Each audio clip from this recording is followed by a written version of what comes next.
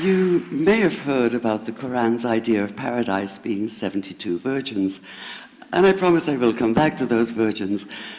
But in fact, here in the Northwest, we're living very close to the real Quranic idea of paradise, defined 36 times as gardens watered by running streams.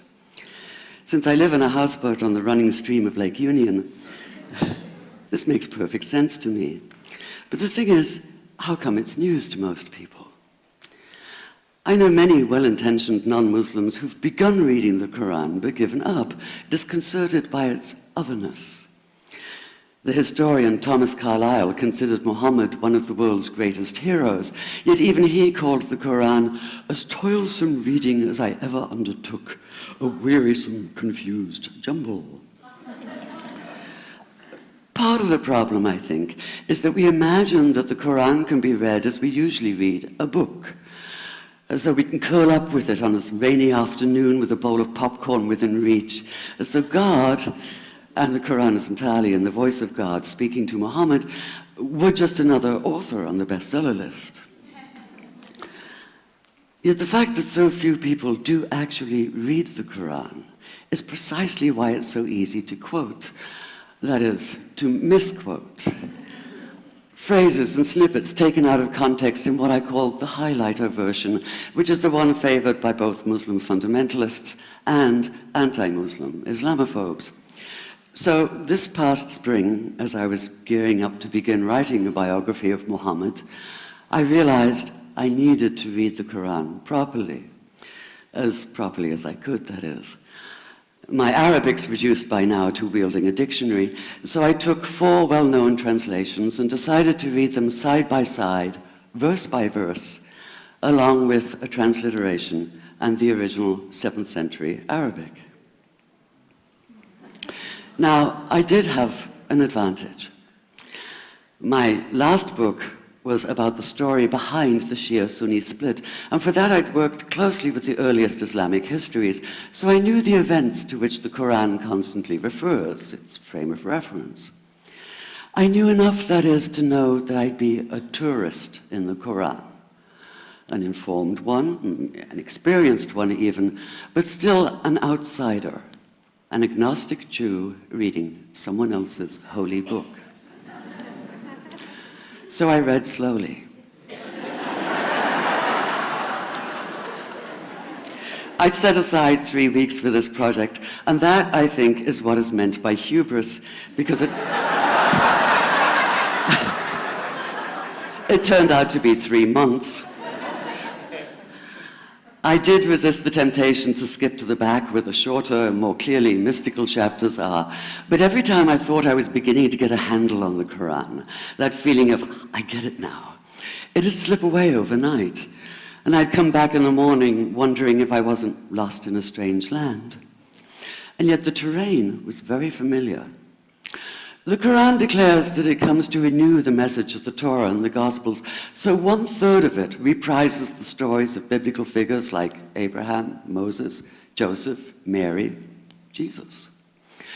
God himself was utterly familiar from his earlier manifestation as Yahweh, jealously insisting on no other gods.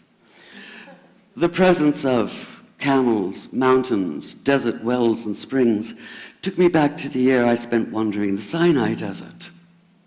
And then there was the language, the rhythmic cadence of it, reminding me of evenings spent listening to Bedouin elders recite hours-long narrative poems entirely from memory. And I began to grasp why it's said that the Quran is really the Quran, only in Arabic. Take the Fatiha, the 7-verse opening chapter that is the Lord's Prayer and the Shema Israel of Islam combined.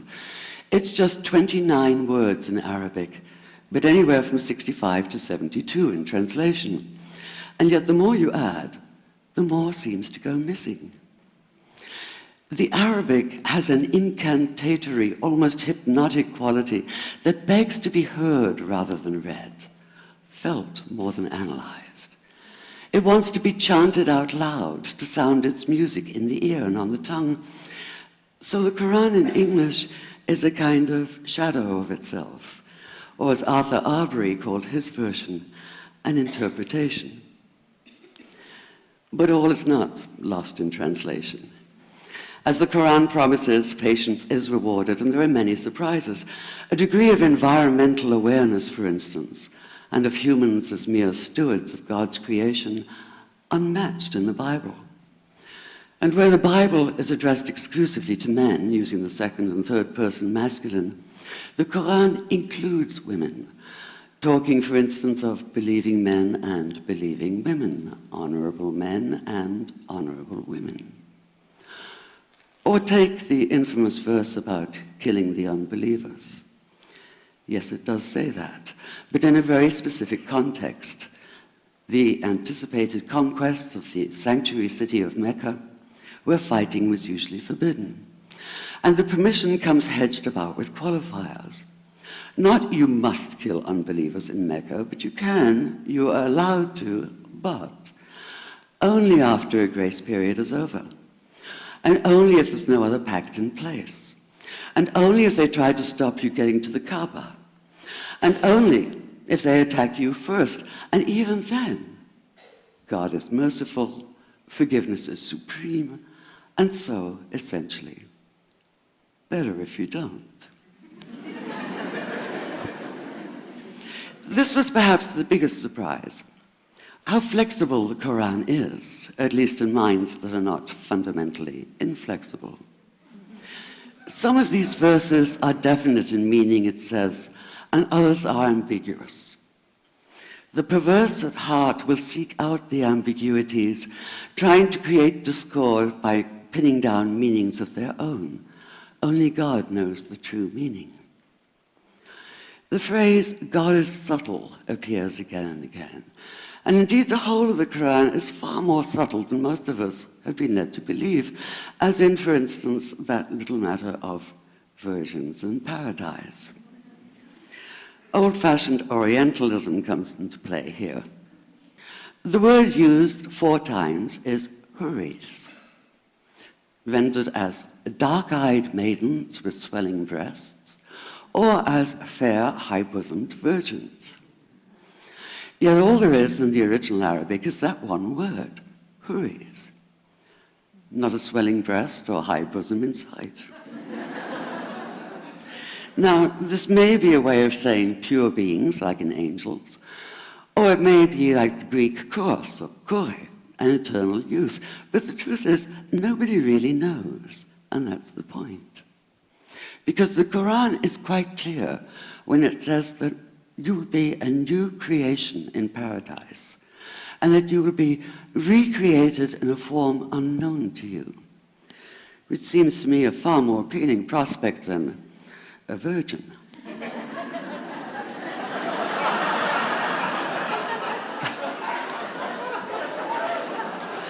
And that number 72 never appears. There are no 72 virgins in the Quran. That idea only came into being 300 years later, and most Islamic scholars see it as the equivalent of people with wings sitting on clouds and strumming harps. Paradise is quite the opposite.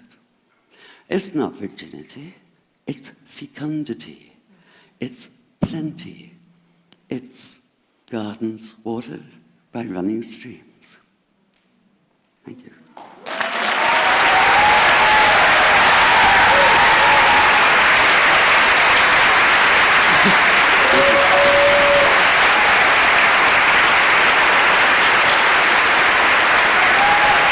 الله نزل أحسن الحديث